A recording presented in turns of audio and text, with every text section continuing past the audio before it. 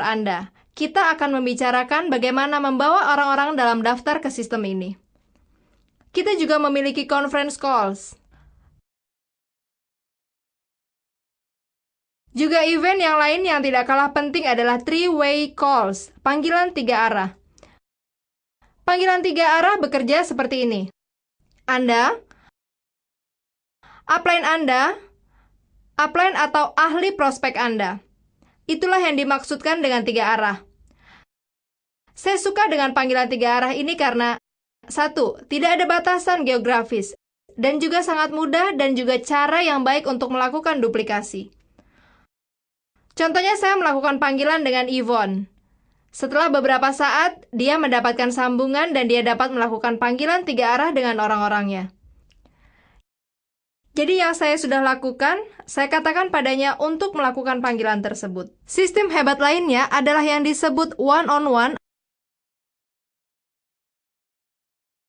atau two-on-one adalah semacam pertemuan. Contohnya jika Louis ingin saya berbicara dengan prospeknya, maka ia akan mengajak prospeknya ke Starbucks atau apapun itu. Lalu saya duduk dan bertanya sedikit mengenai prospeknya. Lalu saya akan menjelaskan mengenai bisnis. Kemudian saya memperkenalkan bisnis tersebut. One-on-one juga sangat efektif. Ketika saya melakukan one-on-one, saya selalu senang mendapatkan orang yang mengundang prospek itu dengan 2 alasan. Pertama, untuk kepercayaan. Sebagai contoh, jika Lisa mengundang Louis dan Lisa tidak muncul, saya tidak mengenal Louis dan Louis tidak mengenal saya. Dan saya harus menjelaskan bisnis tersebut. Jadi dia akan melihat saya sebagaimana pebisnis, tidak ada unsur kepercayaan di sana. Jadi sangatlah penting bagi Lisa untuk hadir. Mengapa? Karena saya tidak saja mengajarinya mengenai bisnis ini, namun ini juga merupakan bagian dari duplikasi. Dan saya mengajari prospek tersebut mengenai bisnis ini, dan sangat penting untuk mencapai kesepakatan agar mereka memiliki hubungan dan ada unsur kepercayaan. Jadi sangat penting untuk Lisa hadir di sana, dan kita dapat melakukan duplikasi model bisnis ini. Apakah Anda pernah mendengar ungkapan monyet melihat, monyet melakukan? Dalam bisnis ini kita sama seperti monyet melihat, monyet melakukan. Kalau Anda ingin berhasil dalam bisnis ini, mari kita berusaha mati-matian. Hal ini membutuhkan waktu, membutuhkan dedikasi dari waktu Anda. Satu-satunya perbedaan antara saya, Anda, dan penghasil uang terbanyak adalah waktu dan usaha. Saya telah menghabiskan banyak waktu dan sedikit usaha dibandingkan dengan yang pernah Anda lakukan dalam bisnis. Ada satu hal yang saya lakukan. Jika Anda ingin berhasil, yang harus Anda lakukan adalah mempromosikan event. Saya tahu bahwa banyak dari Anda suka mempromosikan produk. Itu hebat. Tindakan Anda merupakan pendekatan yang lebih perlahan. Jika Anda mempromosikan kesempatan, orang akan datang. Jika orang bergabung dengan kesempatan, mereka tahu bagaimana sebuah produk dan mereka mulai menggunakan produk. Hal yang luar biasa terjadi ketika orang mulai terjun dalam bisnis. Kita adalah manusia. Kadang-kadang jika uang sudah terlibat, maka orang punya kecenderungan untuk bergerak lebih kuat dan lebih cepat. Juga ketika saya mempromosikan event. Jika tidak ada yang bergabung dengan saya, paling tidak saya memiliki pelanggan. Namun jika Anda berhenti mempromosikan produk, jika mereka tidak membeli produk, apa yang terjadi? Anda kehilangan mereka sebagai distributor. Selalu mempromosikan event karena keseluruhan dari model bisnis kami adalah semuanya berdasarkan dari memperluas event. Kita semua mengenal apa yang disebut dengan 5M, betul?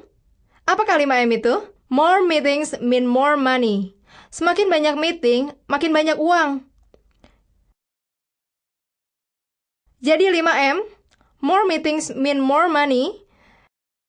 Jika kita ingin uang banyak, berusahalah untuk mengajak orang ke dalam meeting dan bawa prospek bersama Anda. Jangan mempersulit keadaan. Undanglah orang-orang. Saya bersemangat dan ingin Anda menjadi bagian dari sesuatu. Ajak mereka melihat keadaan. Jadi, selanjutnya yang akan saya bagikan kepada Anda, beberapa dari aturan pertemuan yang harus Anda miliki. Karena meeting adalah sarana kita memperkenalkan bisnis kita. Betul? Karena itulah, kita harus tahu apa yang kita lakukan dalam meeting. Meeting adalah wajah dari bisnis. Aturan-aturan meeting. 1. Sangat penting bersikap profesional. 2. Partisipasilah. Sangatlah penting untuk Anda ikut serta. Kita tidak perlu kehebohan. Kami ingin Anda tersenyum. Tidak melipat tangan, berdiri tegak. Karena Anda tahu, tidak mudah berada di sini dan berbicara.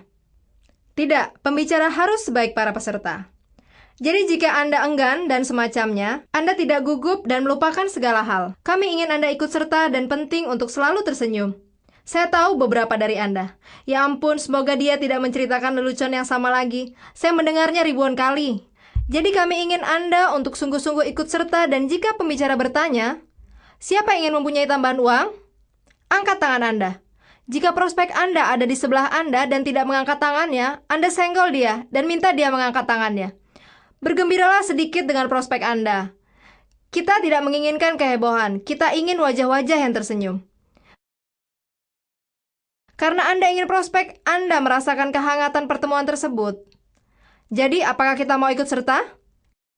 Terima kasih. Wah, Anda sangat bersemangat. Tetaplah seperti itu, oke? Jadi, kami ingin Anda ikut serta dan ini sangatlah penting. Tepat waktu.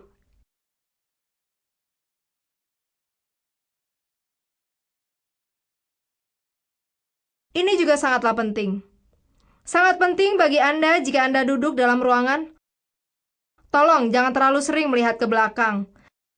Karena jika Anda duduk di depan dan Anda terus-menerus melihat ke belakang, Anda tahu, semua orang akan ikut melihat ke belakang. Dan hal itu akan sangat riskan karena siapa tahu pembicara tersebut berencana membantu Anda untuk mencapai kesepakatan. Dan karena Anda menengok ke belakang dan semua orang ikut melihat ke belakang, Anda kehilangan kesempatan untuk mencapai kesepakatan. Jangan juga mencari-cari sesuatu dalam tas Anda pada meeting. Saya pernah melihat peserta yang mengaduk-aduk tasnya dan menimbulkan suara-suara. Saya membutuhkan bantuan Anda, karena ini adalah bagian dari profesionalisme. Juga jangan bicara selama pertemuan. Seringkali peserta berbicara selama meeting. Dan jangan jalan-jalan.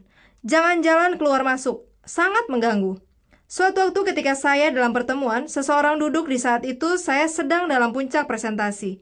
Kemudian tiba-tiba berdiri, berjalan santai ke belakang, mengambil kopi, dan kembali ke tempat duduk dengan santai. Saya juga haus, namun saya berdiri di sini dan Anda harus memperhatikan saya. Jadi perlu diingat bahwa Anda tidak hilir mudik dalam meeting dan juga jangan bicara. Jika Anda membutuhkan terjemahannya, lakukan dengan sangat pelan di belakang. Jika Anda membutuhkan penterjemah, jangan duduk di depan karena akan sangat mengganggu orang lain. Berikutnya yang juga penting adalah duduk dengan prospek Anda. Contohnya, Jen adalah tamu saya dan duduk di depan dan saya duduk di belakang dan bercengkrama dengan yang lain. Tidak, Anda harus duduk dengan tamu Anda karena Anda harus tahu poin apa yang dia sukai. Anda ingin menjadi partner? Anda adalah bagian dari bisnis ini. Kami melakukan ini untuk Anda, untuk prospek Anda. Jadi kami membutuhkan partisipasi Anda dan ini sangat penting, oke? Ini semua adalah beberapa aturan meeting yang saya yakin dibutuhkan oleh lingkungan. Meeting yang terbaik adalah ketika Anda menghadiri meeting dan orang merasa seperti keluarga. Ada kehangatan, orang merasa bahagia. Tidak semua pertemuan berdasarkan uang. Beberapa mengatakan, saya sangat menyukai suasananya. Anggota kami adalah seorang dokter dan dia rajin datang ke pertemuan ini. Saya tanya, dan dia menjawab, Anda tahu, saya merasa positif ketika datang ke sini. Dia tidak menghasilkan banyak uang, namun dia rajin datang ke sini. Ia mengalami stres di tempat kerja. Ketika saya ke sini, saya bahagia. Saya berada di sekeliling orang yang positif. Tentu saja kami ingin dia menghasilkan uang dan membawa tamu. Jadi itulah aturan-aturan meeting. Saya ingin berbagi kepada Anda satu dari faktor yang penting yang sangat vital dalam aspek mengundang. Edification. Jika Anda ingin membangun bisnis internasional, Anda harus belajar menguasai seni edification. Apakah edification itu? Bentuknya seperti ini. A, B, C. A adalah ahli bagi upline atau siapapun yang kepadanya Anda bekerja sama. B adalah Anda. C adalah prospek atau tamu. Sebelum event apapun saya selalu suka meningkatkan atau edify event. Jadi siapakah ahli itu? Ahli ialah siapapun kecuali Anda. Mungkin Anda sudah pernah mendengar ini sebelumnya. Jika Anda ingin berbicara kepada keluarga saya mengenai Luminis, saya tidak. Mereka mungkin akan memperhatikan.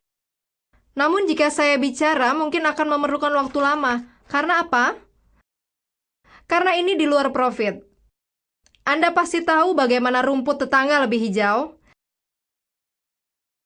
Seperti itulah. Jadi Anda harus belajar untuk edify.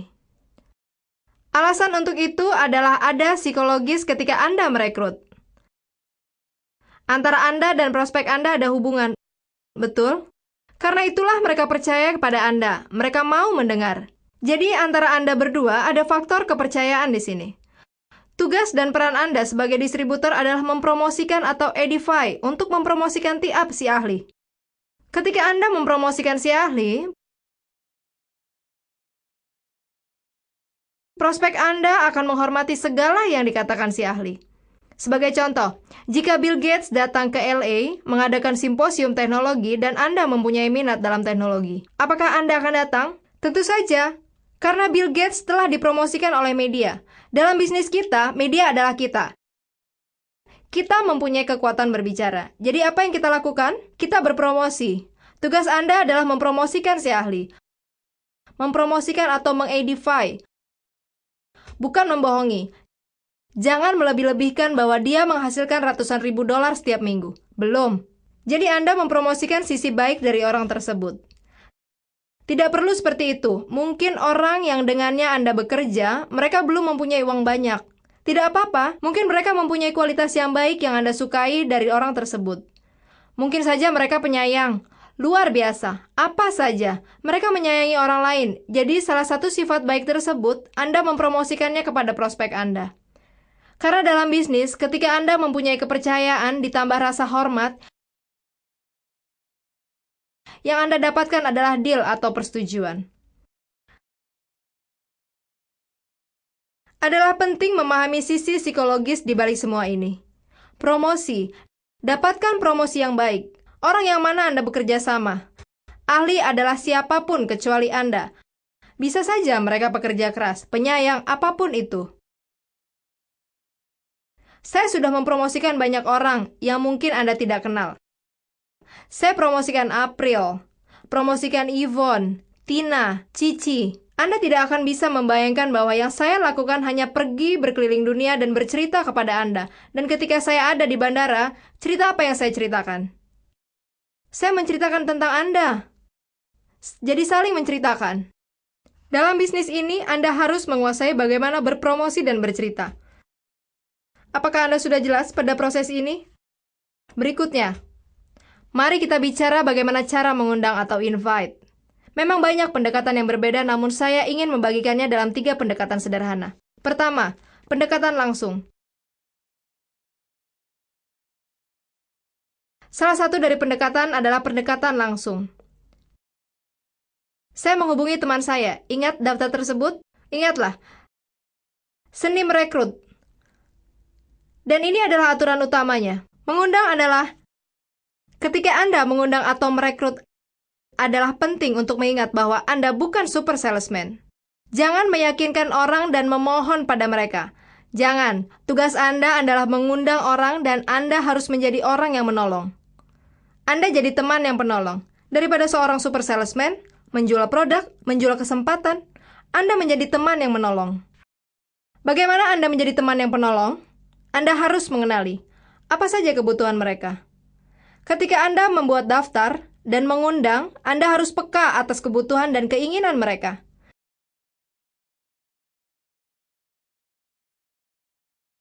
Karena ketika Anda mengundang dan Anda bisa memberikan solusi bagi kebutuhan tersebut, Anda harus menjual. Saat Anda membuat daftar tersebut, ketika Anda menelpon orang dalam daftar itu, pertama, Anda mencoba mengenali kebutuhan mereka dengan memakai apa yang disebut dengan form. Form adalah singkatan dari F untuk family atau keluarga. Bagaimana keadaan keluarga, anak-anak, suami atau orang tua? Saya biasanya memerlukan tidak lebih dari 2 menit bicara melalui telepon. Jangan lebih dari 3 menit dan bicara mengenai apapun. Tidak perlu, karena waktu adalah uang. Form, bagaimana dengan keluarga Anda? O, untuk occupation atau pekerjaan. Bagaimana pekerjaan Anda? Bagaimana bisnis Anda? Orang suka jika Anda perhatikan. Tanyakan pekerjaan mereka, bisnis mereka. Dan recreation, Apa yang mereka lakukan untuk bersenang-senang? Apakah mereka pergi berlibur? Alasan mengapa Anda ingin menanyakan hal ini adalah Anda ingin tahu apakah kebutuhan mereka atau hot button. Jika Anda tanyakan, apakah Anda pergi berlibur akhir-akhir ini ke Hawaii? Anda bercanda. Dengan situasi ekonomi seperti ini, Anda menekan tombol panas, dan itulah yang dimaksudkan dengan recreation. M untuk money atau uang. Melalui form ini, Anda mengetahui apa saja kebutuhan dan keinginan mereka dan Anda bisa melakukan pendekatan langsung. Jadi habiskan sekitar 1 atau 2 menit untuk mengetahui kebutuhan-kebutuhan apa saja. Contohnya, bertanya mengenai anak-anak. Ya, anak-anak, baik-baik saja, namun mereka membutuhkan sebuah benda. Oh, kita bisa melakukannya. Apakah Anda serius? Zaman sekarang, uang sangatlah sulit. Saya tidak bisa melakukannya. Saya katakan, dengar, Lisa, jika saya dapat memberikan Anda jalan untuk mendapatkan benda itu, apakah Anda bersedia?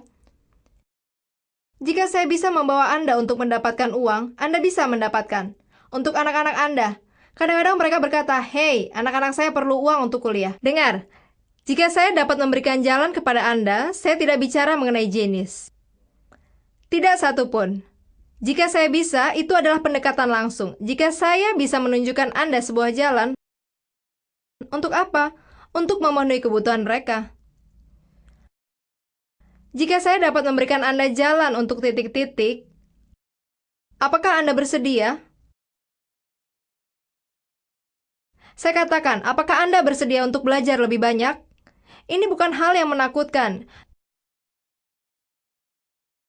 Biasanya orang melakukan kesalahan ketika merekrut orang. Mereka menjadi super salesman, yang kita sebut verbal diarrhea.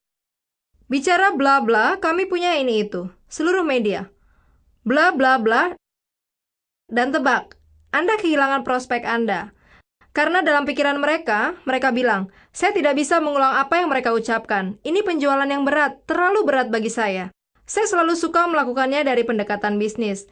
Karena dari situlah Anda bisa membawa orang-orang untuk bergerak dan bertahan dalam bisnis. Saya ingin mencoba produk, cobalah. Dan sebulan kemudian, oh saya lupa mencobanya. Sangat penting bagi Anda untuk mengajak mereka kepada sesuatu yang mereka sukai secara mendalam. Oke?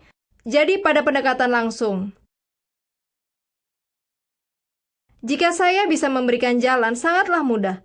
Atau Anda bisa mulai dengan, dengar, saya memulai sesuatu yang luar biasa. Dan jika saya menunjukkan bagaimana, Anda bisa katakan sesuatu. Apakah Anda bersedia?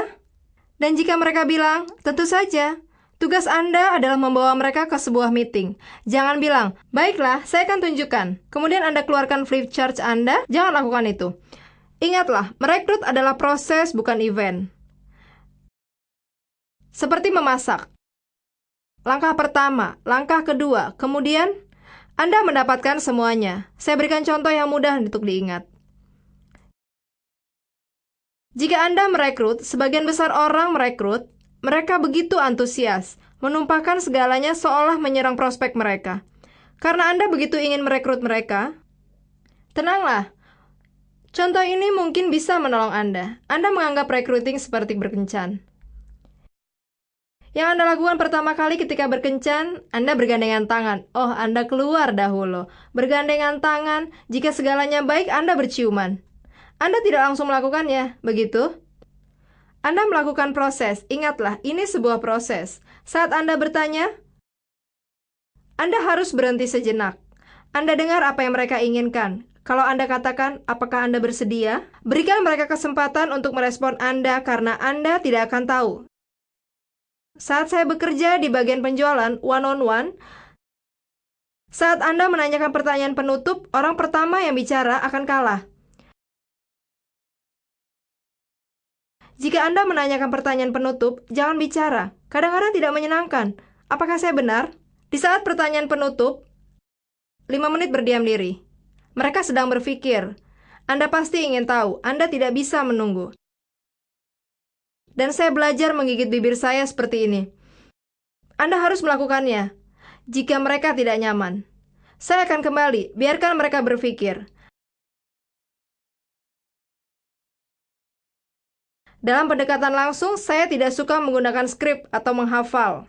Itu harus keluar dari hati Anda. Karena jika memakai tulisan atau hafalan, orang berkata, "Ah, itu salesperson. Mereka akan menjual sesuatu pada saya." Penjualan langsung akan seperti, "Apa kabar? Lama tidak jumpa." Setelah maksimum 2 menit, dengarkan saya. Alasan saya melakukan ini, saya baru saja mengingat sebuah kesempatan yang luar biasa.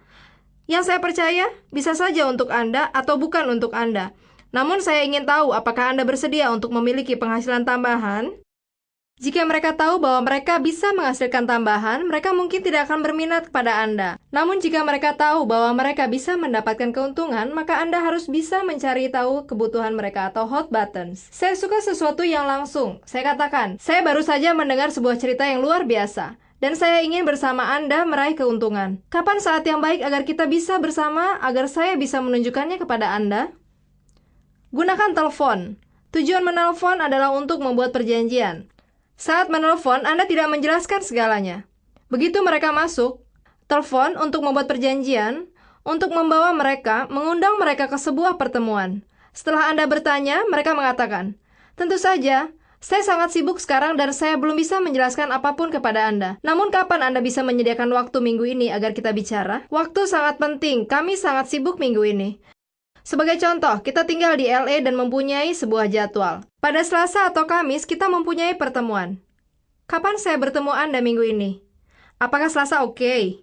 Atau Kamis lebih baik? Jangan, setiap minggu, mana yang lebih baik, Selasa atau Kamis? Jika mereka ingin Selasa, baiklah. Menjemput Anda sekitar 6.30. Saya akan mengajak Anda melihat sekilas. Untuk Anda, saya berjanji, Anda akan suka dengan apa yang Anda lihat. Buatlah keterangan Anda sesingkat mungkin. Itulah yang dimaksud dengan pendekatan langsung, oke? Pendekatan kedua adalah pendekatan takeaway. Kadang-kadang saya suka melakukan pendekatan ini. Pendekatan ini bersifat tidak mengancam. Anda tidak bertanya langsung kepada mereka mengenai kesempatan. Contohnya, Yvonne, Anda adalah wanita yang sangat beruntung. Saya mengenal Anda dengan sangat baik. Atau Anda bisa katakan dengan baik, terkadang kita di luar bisnis. Kita tidak tahu bagaimana orang yang kita bicarakan. Mereka mungkin telah melewati banyak tantangan keuangan. Jadi Anda katakan, "Saya mengenal Anda sangat baik. Namun saya ingin membawa Anda ke bisnis global, bisnis internasional. Siapa yang Anda kenal yang menghasilkan banyak uang tambahan? Yang sudah menghasilkan $10.000 atau siapa saja yang membuat orang itu tertarik?" Oke, siapa yang Anda tahu yang berhasil mendapatkan pendapatan tambahan? Siapa yang Anda tahu yang bersedia untuk mendapatkan tambahan? Jika saya mengucapkannya, jika dia mempunyai kebutuhan itu, apa yang ia pikirkan? Saya. Mengapa Anda tidak bertanya kepada saya? Itulah yang disebut takeaway, tidak mengancam. Anda katakan, "Saya sedang mencari pemain yang luar biasa. Saya sedang mencari pengusaha hebat untuk menjadi bagian dari bisnis internasional ini dengan saya." Anda tidak bercerita mengenai ini. Saya. Andalah yang mengenali beberapa pengusaha yang hebat untuk membangun perusahaan dalam perusahaan. Siapa yang Anda kenal? Yang saya bermotivasi, sangat gigih. Ketika saya bicara dengannya seperti itu, dia berpikir, "Mengapa saya? Mengapa Anda tidak bertanya kepada saya? Mengapa Anda tidak bertanya kepada saya?" Jawab saya, "Oh, saya tidak tahu kalau Anda bersedia." Kesimpulannya, bicaralah ke arah tersebut dan undanglah dia ke dalam sebuah event. Itulah yang disebut dengan takeaway. Siapa yang Anda kenal? Saya tidak biasa, namun saya biasanya. Sebelum saya menjadi seorang pengusaha, saya tidak selektif sama sekali. Siapapun yang berjarak 3 meter dari saya akan merekrutnya. Tempatkan saya dimanapun. Contohnya jika saya ke Hawaii dan saya mengundang seseorang, beberapa hal kecil, saya di sini untuk bisnis. Dengar, saya sedang mencari beberapa orang hebat, pengusaha hebat, sangat berdedikasi. Saya sangat ingin memperluas bisnis saya di Hawaii. Siapa yang Anda kenal? Yang bisa mendapatkan penghasilan tambahan. Itulah pendekatan saya. Pendekatan untuk mengajak orang tersebut menjadi pemeran utama. Ada banyak sekali pendekatan. Lakukan apa yang datang dari dalam hati Anda. Bicaralah dari hati Anda. Cara untuk menarik perhatian orang adalah, saya bekerja di sebuah perusahaan internasional. Saya mencari orang-orang berbakat hebat untuk menolong saya membangun bisnis besar. Pasar seperti apa Anda berada? Apa saja? Anda benar-benar menjadi ujung tombak dari pasar ini, dan inilah yang disebut pendekatan takeaway, oke? Pendekatan lainnya? Tadi ada langsung. Takeaway yang lainnya adalah yang disebut pendekatan kepentingan atau triggering interest approach. untuk menarik kepentingan, dan cara Anda menarik kepentingan adalah dengan bertanya. Biasanya saya suka mengadakan training bagi para profesional, pemilik bisnis. Contoh yang sempurna, jika saya mengenal April, ia adalah pemilik toko kue. Katakan saja, saya adalah pelanggannya. Saya rajin datang meskipun saya kurang mengenalnya dan sering menyapanya. Ia adalah pemilik bisnis. Saya menyapanya, "Hai." Saya berusaha melakukan pembicaraan ringan. Saya bilang, "Wow, April, Anda sangat sibuk. Anda pasti sukses di sini." April